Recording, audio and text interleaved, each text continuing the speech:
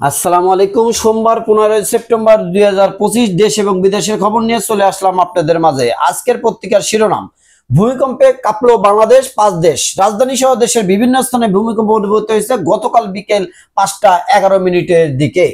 রাস্তা অবরোধ করলে ছাড় নয়, স্বরাষ্ট্র উপদেষ্টা লেফটেন্যান্ট জেনারেল জাহাঙ্গীর আলম চৌধুরী বলেছেন।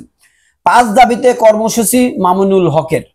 জুলাই সনদ বাস্তবায়ন সহ 5 দফা দাবিতে 3 দিনের কর্মসূচি ঘোষণা করেছেন বাংলাদেশ খেলাফতে মজলিস।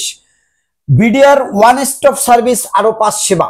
বাংলাদেশ বিনিয়োগ উন্নয়ন কর্তৃপক্ষের বিডা ওয়ান স্টপ সার্ভিস ও এস প্ল্যাটফর্মে নিবন্ধন অধিদপ্তরের 5টি নতুন সেবা যুক্ত করা হয়েছে।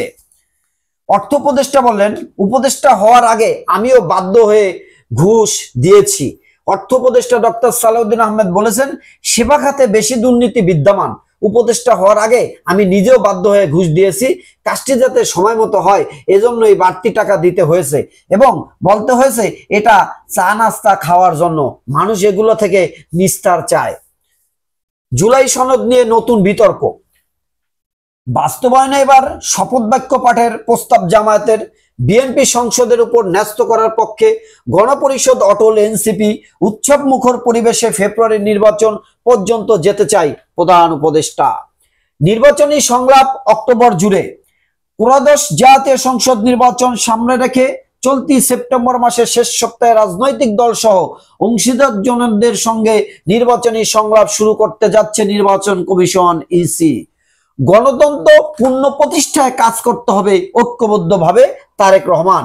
বিএনপির ভারপ্রাপ্ত চেয়ারম্যান তারেক রহমান বলেছেন, গত বছরের জুলাই মাসে ছাত্র জনতার এক নজিরবিহীন অভ্যুত্থান 5 আগস্ট ইশতিয়াকের এক ভয়ঙ্কর সৌরাচার পতন ঘটে।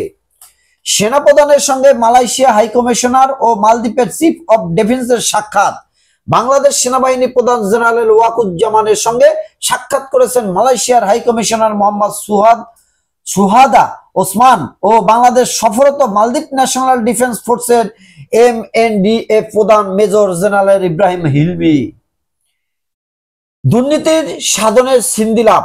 নওগাঁয়ের নিয়ামতপুর উপজেলার শিবপুর বলদাহাট গ্রামে নিম্নমধ্যবিত্ত পরিবারে জন্ম হয় সাধনচন্দ্র মজুমদারের।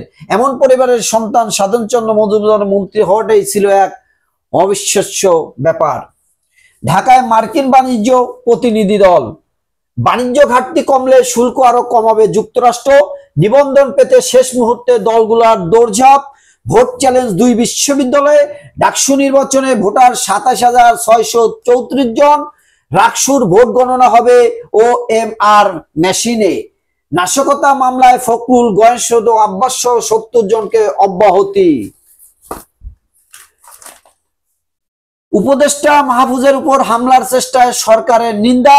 বাংলাদেশিদের জন্য চীনা ভিসা আবেদন প্রতিক্রিয়া নতুন নিয়ম। স্পিডবোট ডুবিতে নিখোঁজ 4 জনের লাশ উদ্ধার। ইবিএল চেয়ারম্যান পরিবার 8,000 কোটি টাকা লেনদেন হয়েছে দুদক।